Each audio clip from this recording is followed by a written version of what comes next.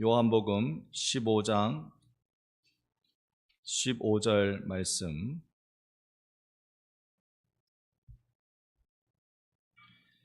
15장 15절 말씀 여러분 찾으신 줄 알고 우리 한 목소리로 15절 같이 읽습니다. 이제부터는 너희를 종이라 하지 아니하리니 종은 주인이 하는 것을 알지 못함이라. 너희를 친구라 하였노니 내가 아버지 들은 것을 다 너희에게 알게 하였습니다. 아멘. 네.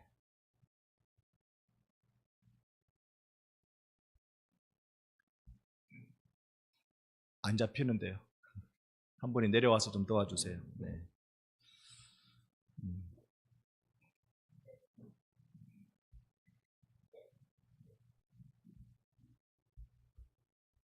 자, 오늘 우리는 헐버트 선교사에 대한 내용을 여러분과 잠깐 좀 이야기해 보려고 합니다. 네.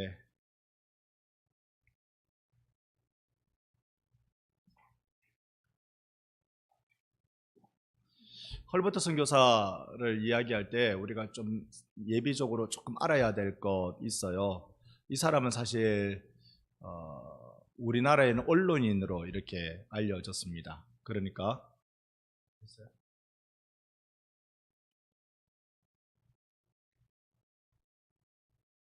네, 이 선교사님 사진이 잘 보이죠? 이 헐버트라는 이름을 가지고 있는데요. 이분이 우리나라 말로 이름을 이렇게 지었습니다. 여러분, 언더우드 선교사가 우리나라 말로 원두우 선교사입니다. 원두우. 이렇게 헌트 선교사는 한부선 이렇게 말하면서 우리말로 음력을 많이 했는데요. 헐버트 선교사님은 헐버트를 우리말로 뭐라고 음력하면 좋을까요? 이번에 음력한 게 몇 개나 돼요. 그 중에 마음에 든 거, 자기 자신이 이렇게 부르는 게 하나 있습니다. 그게 왜 헐벗일까? 헐벗, 네, 아마 헐벗은 자의 벗이다, 이런 뜻이지 않았을까 저 혼자 그렇게 생각해 봅니다. 1863년에 태어나서 1949년에 소천했으니까 몇 년 사신 겁니까? 85, 6, 86세? 우리 나이로 치면 87세? 아니면 88세까지도 볼 수 있겠죠. 네, 꽤나 제가 헤아린 게 맞습니까? 예, 꽤나 오래 사셨죠. 이분의 인생을 우리가 잠깐 좀 봅니다. 미국의 언론인은 사실 아니었고요. 감리교 선교사로 우리나라에 온 사람입니다. 오후 2시 넘으면 항상 여러분 눈꺼풀이 무거운 건 여러분 책임이 아니에요. 그건 우리의 그냥 당연한 신진대사의 그런 일입니다. 다른 교회는요, 오후 1시에 오후 예배를 드린대요. 왜 그리 빨리 오후 1시에 예배 드리냐고. 그러니까 그때 예배를 해야 성도들이 안 잔다고. 밥 먹고 꼭 소화시키고 난 뒤에 잠이 온대.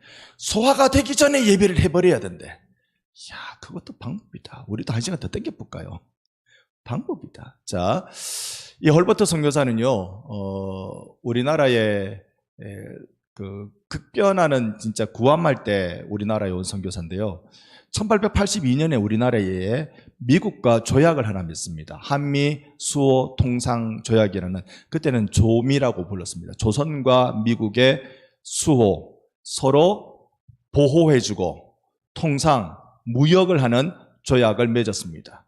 그러니까 어떤 나라가 와서 우리나라의 아굴통을 때리면 미국이 와가지고 그 나라의 아굴통을 때려주는 그런 조약을 맺는 게 수호 조약입니다. 서로 방위 조약을 그렇게 맺는 거예요.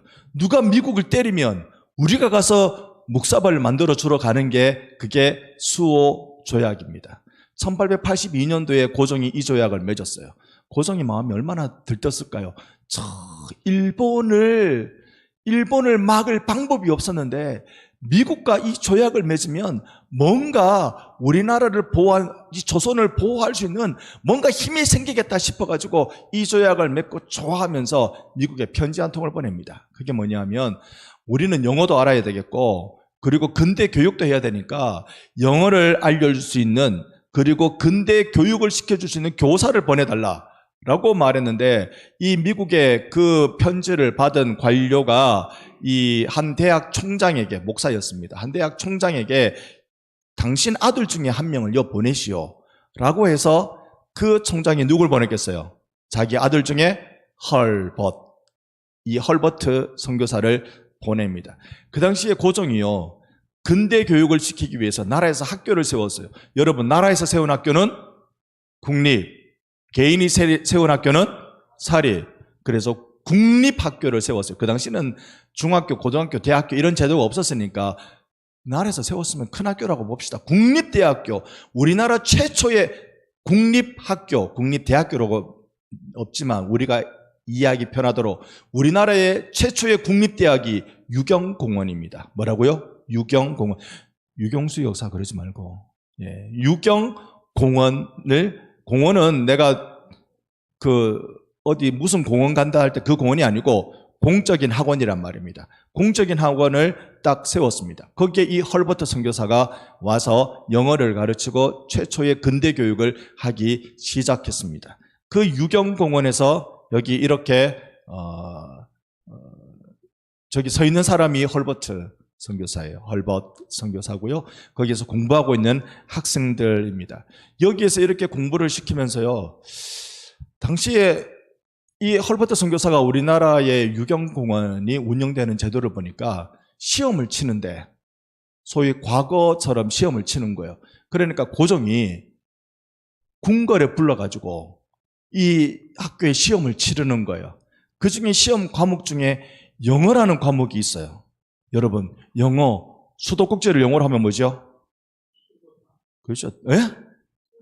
틀면샤. 이게 영어예요. 틀면샤. 이 영어 시험을 궁궐에서 시험을 치는 거예요. 고종이 근데 영어 시험 문제를 낸다. 영어로. 헐버트가 알기로는 고종은 영어를 배운 적이 없거든요. 그러니까 영어를 할 줄 모르는 사람이에요. 그런데 영어 시험을 자기가 뭐라고 틀면샤, 이걸 한국말로 뭐라 해요? 틀면샤. 막 영어로 읽기를 막 하니까 이상하다. 저 왕은 영어를 할 줄 모르는데 어떻게 저렇게 영어 말을 하지? 가까이 가서 시험 문제를 내는 걸 봤다. 보니까 틀면샤 이렇게 적어 놓은 거예요.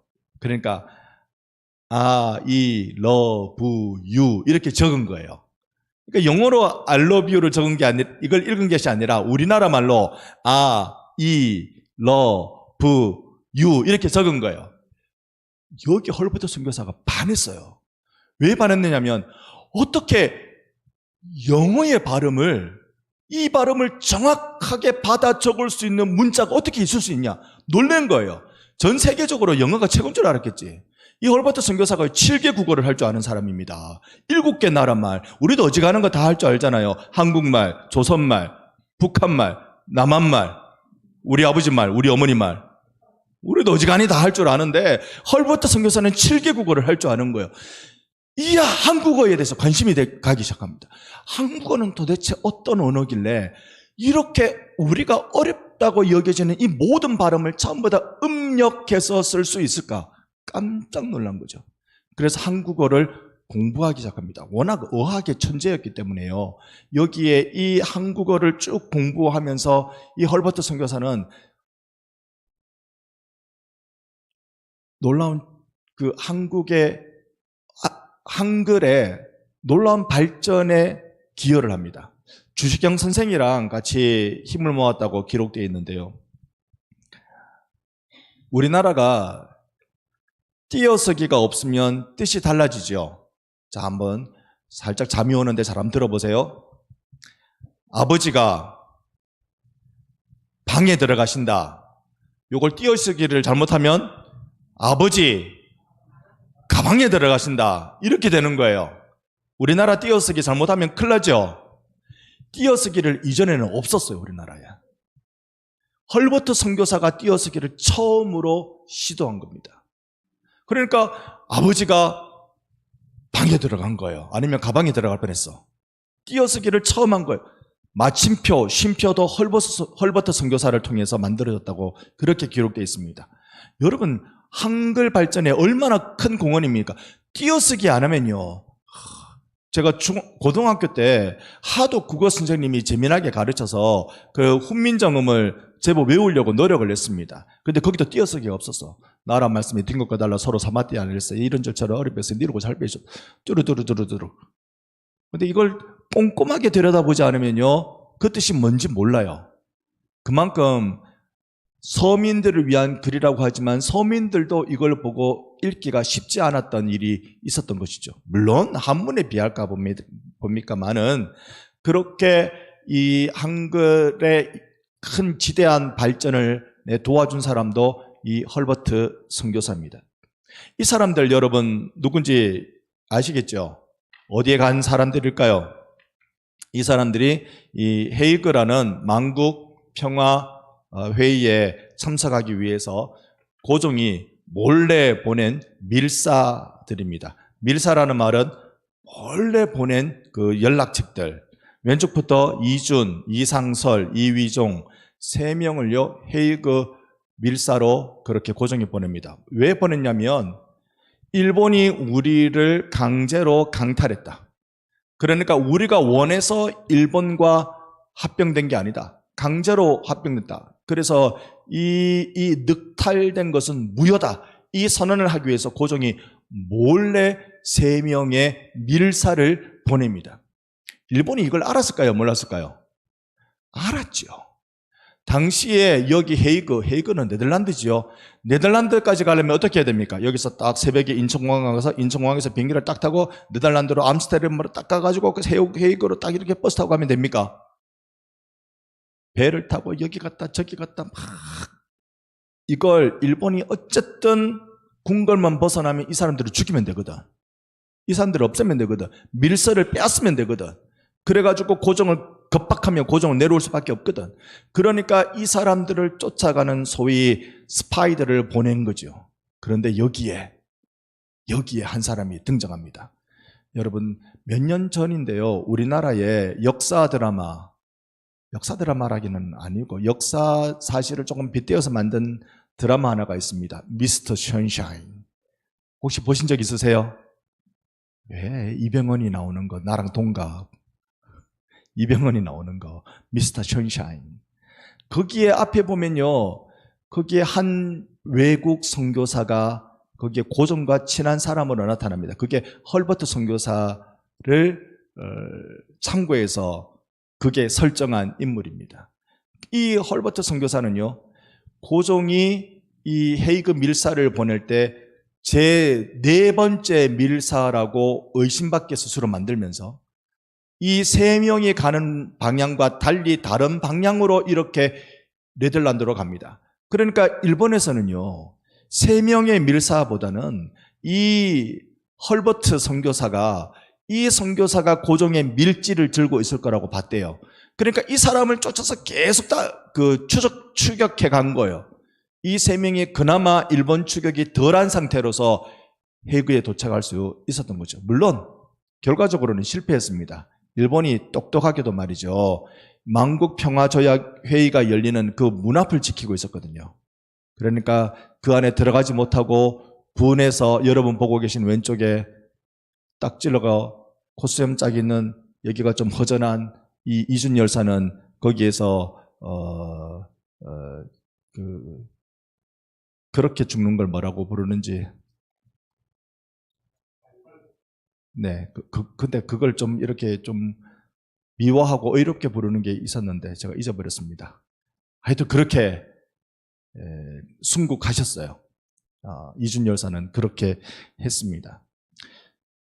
헐버트 선교사는요, 이런 한국의 독립 그리고 일본의 만행을 고발하는 일을 미국에서도 열심히 했습니다. 이 헤이그 사건으로 인해서 헐버트 선교사는 우리나라에서 쫓겨납니다. 쫓겨나서 그러나 미국에 가서 열심히 조선이 자유로운 나라가 되어야 됨을 그렇게 일본이 강제로 만행으로 조선을 빼앗았다는 것을 그렇게 알려준 사람이었습니다. 그가 그 유경학원에서요, 유경공원에서 교육을 할 때 사민필지라는 책을 냈습니다. 이게 우리나라 최초 근대 교과서입니다. 한글로 된 최초의 교과서예요. 그리고 지리학, 우리나라 지리학계에서는요, 최초의 지리학 교과서로 알려져 있습니다. 사민, 선비건, 백성기건 간에 필지 반드시 알아야 되는 책이다. 그 사민필지 그러니까 한 필지에 4명이 있다 이런 그런 건 아니고 선비건, 백성이건 반드시 알아야 되는, 여기에는요 여러 가지 사실은 실용적인 학문을 여기에 다 담고 있습니다. 그중에 지리적 역할을 하는데요. 이런 책을 만들 정도로 이 헐벗 선교사는 우리나라에 지대한 영향을 끼쳐준 바가 있습니다. 이 헐벗 선교사가 우리나라에서 이제 쫓겨났다가 우리나라 독립하고 이미 그럴 땐 그의 나이가 많았어. 독립할 때면 85세쯤 됐을 거예요. 그러니까 1949년에요. 이승만 대통령이 헐벗 선교사를 우리나라에 초청을 합니다. 초청해서 훈장을 주고 이렇게 했겠죠. 근데 그는 오면 안 되는 나이였어요. 그 87세 뭐 이 정도 되니까 오면 안 되는 나이였어요. 근데 조선에서 부른다니 왔어요. 정말 조선을 사랑했거든요. 조선에서 부른다고 해서 와서 그 수상식 그 행사를 마치고 다시 미국으로 돌아갔다가 일주일 만에 죽었습니다. 몸이 이제 못 따라간 거죠. 노령이시니까 몸이 못 따라간 거예요. 그렇게 죽었습니다. 그가 평소에 남긴 유언이 뭐냐면, 나는 웨스트민스터 사원보다 조선 땅에 묻히고 싶습니다. 그것이 그의 유언이었습니다. 웨스트민스터, 우리가 웨스트민스터 신앙고백문 뭐 이런 얘기들 많이 하고 소유리 문답 이런 얘기 많이 하니까요. 그건 미국에 웨스트민스터 교회가 있어요. 이걸 사원이라고 부르기도 하고요. 아베이니까 사원이라고 부르기도 하고 또 성당이라 부르기도 하고, 그걸 어떻게 번역해야 될지 모르겠어요. 웨스트민스터 사원에는 제가 한번 가봤다는 거 아닙니까? 한 9년 정도 전이지만 한번 가봤어요. 거기에 들어가니까요, 이게 교회인지 무덤인지 헷갈릴 정도예요. 온갖, 그러니까 무덤, 우리나라 무덤처럼 이렇게 만들어 놓은 거 아니고 유명한 사람을 기리는 이렇게 방을 다 만들었어요. 요거 만들고 요거 만들고 이런 거 다.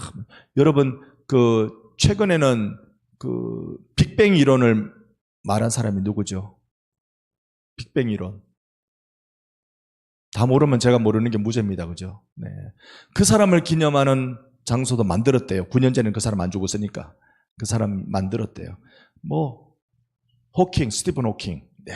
스티븐 호킹을 기념하는, 그 밑에 스티븐 호킹의 유해가 있대요. 그러니까 지하에 유해를 만들고 1층엔 그냥 기념하는, 이렇게 우리로 치면 묘비, 이런 거 쭉 다 만들어 놓은 거죠. 사과가 떨어지는 것을 통해서, 중력이 있네. 이걸 발견한 사람? 뉴턴도 그 방에 있어요. 그러니까 이런 여러 가지 종교적, 과학적 이런 의미 깊은 사람들을 만들어 놓은 그 사람들의 소원이 무엇일까? 어떻게 하면 내가 저 웨스트민스터 사원에 묻힐까? 멀리 타향살이 하다가 어떻게 죽으면 나는 고향에 묻힐까? 이런 것처럼 저기 유명한 곳에 내가 묻힐 수 있는 사람이 될까? 그런데 이 헐벗 선교사는요, 아니야. 나는 웨스트민스터 사원에 묻히는 것보다 조선에 묻히고 싶소. 자, 여기 보면요, 여러분 글씨가 보이시는지 모르겠습니다. 1863년 2월 26일 미국에서 탄생, 그리고 1949년 8월 5일 서울에서 별세. 잘 보이십니까? 서울에서 별세. 성각자요 한국의 친우인 헐버트 박사의 묘라고 되어 있습니다. 이게 양화진에 그대로 되어 있는 묘비석입니다. 그가 한 말을 이렇게 적어놨어요. 보이시면 같이 한번 읽어볼까요? 시작. 나는 웨스트민스터 성당보다도 한국 땅에 묻히기를 원하노라. 당기 4282년, 이게 언젠지 모르죠. 1949년 그때입니다. 8월 11일 헐벗, 여기는 또 헐벗이라고 했네요. 그죠? 티엇을 썼네요. 헐벗. 자기가 쓰기는 시옷, 헐벗이라고 썼습니다. 헐벗 박사 장의위원회 세움이라고 되어 있습니다. 우리나라가 복받은 이유가 뭘까요? 이렇게 이 나라를 사랑한 선교사들이 많았어요. 물론 선교사들이 모든 나라를 다 사랑하고 아끼고 헌신했지만 우리나라만큼 이렇게 복받은 나라가 있을까? 선교사들이 이 나라에 쏙 빠져가지고 이 나라를 위해서 내가 무엇을 할까? 무엇을 해야 최선일까? 대를 이어서 충성하기도 하고 말이죠. 이런 나라가 과연 전 세계적으로 과연 있을까? 그래서 선교사들의 고마운 노력을 통해서 우리가 지금도 복음을 전하는 나라로 세워져 있습니다. 한국 교회가 약해졌다 뭐라 해도요. 인구 대비 선교사 파송률은 아직 1위입니다. 선교사를 파송하는 제일 많이 파송하는 나라가 우리나라예요. 인구 대비. 그리고 전체 총수로 얘기하면 미국이 1등이고 그 다음 우리가 2등인데 인구 대비로 따지면 예를 들어 10,000명당 선교사를 몇 명 보냈느냐 따지면 우리나라가 1등이에요. 그런 나라가 우리나라입니다. 귀한 빚을 우리가 졌습니다. 이 헐벗 선교사가 한 일 중에 또 좋은 일 하나가요. 이분이 우리나라에 전해지는 음악에도 관심이 많이 갔어요. 그러니까 노래. 한국의 가장 대표적인 노래 아리랑이 한국의 가장 대표적인 노래죠. 전국을 돌면서 아리랑 노래를 다 수집했어요. 그러니까 자기가 알고 있는 음악 기호를 통해서 아리랑 노래를 다 모아서 한국의 성악이라는 주제로 미국에다 발표를 했어요. 한국의 성악. 이렇게 발표를 했는데 이 아리랑 노래가 외국 사람들이 듣기에는 이러니까 관심이 많이 간단 말이에요.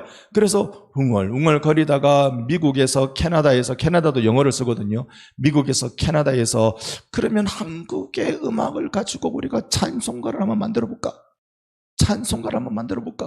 그래가지고 헐벗 선교사가 이게 알려준 여러 가지 아리랑의 노래 가사들을 정확하게라기보다는 여기서는 이 노래가 흘러나오고 저기에서는 저 노래가 흘러나오니까 이걸 다 모아서 찬송가로 만들었어요. 그 찬송가가 예수님은 모든 것의 근원이라는 것인데요. 이 찬송가를 우리가 이제 번역해서 그걸 불러요. 좀 거꾸로 됐죠.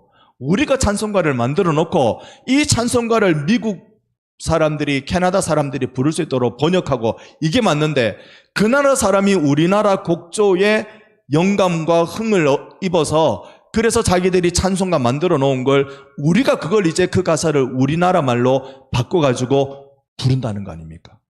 예전에 여러분하고 한번 불렀어요. 한번 불렀는데 우리 한번 같이 한번 불러볼까요? 찬양팀 좀 나와서 도와주실래요? 우리가 한번 부를 때 이 가사의 의미는 또 찬양의 그 의미대로 깊은 영감을 우리에게 주고 있습니다. 이 찬양을 우리가 한번 부를 때요, 헐벗 선교사의 번역의 노력과 그 다음에요, 이게 미국과 캐나다에 쭉 이렇게 교회 속에 이렇게 함께 불려지면서 이제 이게 우리에게 전달되어 왔죠. 그래서 우리에게도 꼭 필요한 마음이 있다면 예수님이 모든 것의 근원이다. 오늘 잠깐 말씀드렸지만 제가 찬양 인도하고 이렇게 한 것은 군에 비상이 걸려가지고 제 아들 녀석이 그 동사무소 군부대로 출근 갔어요. 그건 출근 가면 한 아이가 출근 간 거지만 우리는 걱정이잖아요. 이 나라가 위태로워지는 건 아닌가. 왜 이런 비상이 자주 걸리는지 저는 기억이 잘 없어요. 이게 자기 아들이 군대 가야 생각이 나는 거야, 아니면 생각이 안 나는 거야. 근데 이런 비상 걸린 적이 자주 있었나?